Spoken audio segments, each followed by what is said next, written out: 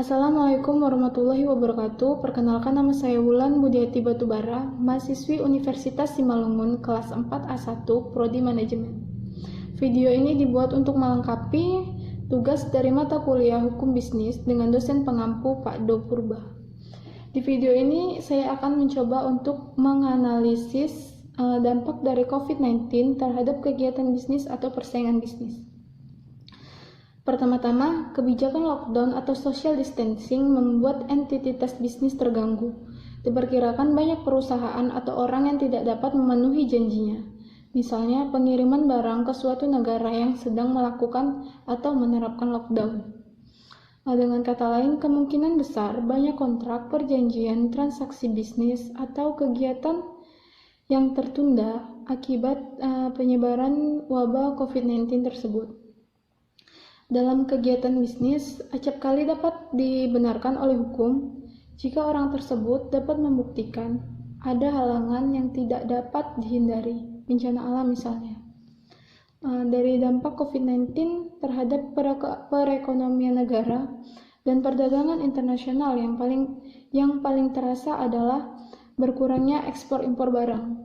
Beberapa negara mengambil kebijakan untuk menghentikan ekspor impor terutama impor dari negara Cina dan Italia untuk sementara waktu, dengan tujuan untuk memperkecil kemungkinan penyebaran virus COVID-19 ini.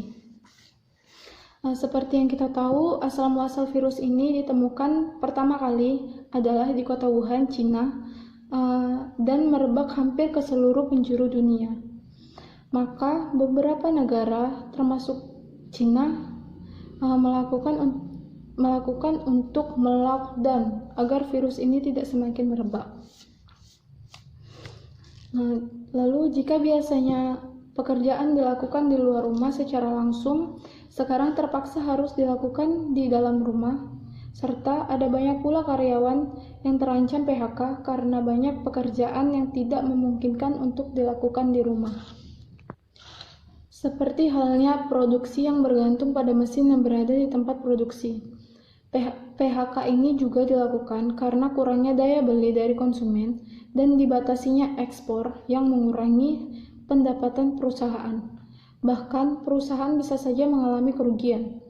Adapun penyebab lainnya yaitu kelangkaan bahan baku untuk diproduksi yang diimpor dari negara luar, seperti Tiongkok salah satunya, sehingga akan menghambat kegiatan produksi tersebut. Contoh sederhana dampak COVID-19 yang sudah terjadi sekarang yaitu naiknya harga smartphone. Smartphone contohnya itu adalah smartphone Oppo, Vivo, dan Realme, dikarenakan menipisnya persediaan dalam gudang. Saat ini, seperti info yang saya tahu,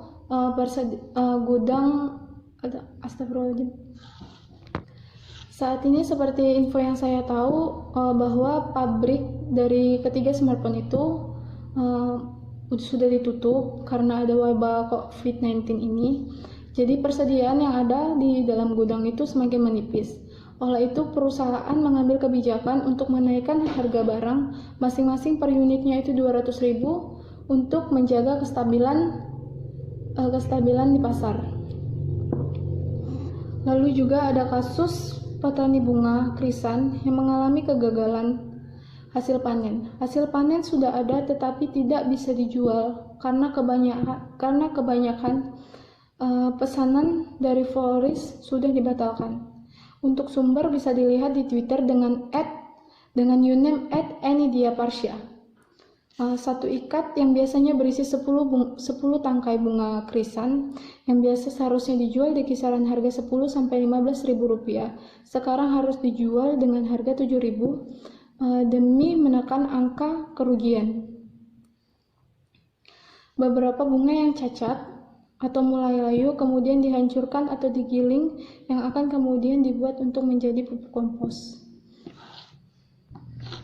Dalam pernyataan Presiden Jokowi yang menyatakan untuk tidak melockdown dan lebih memilih untuk social distancing atau menjaga jarak aman, seharusnya kita sebagai masyarakat itu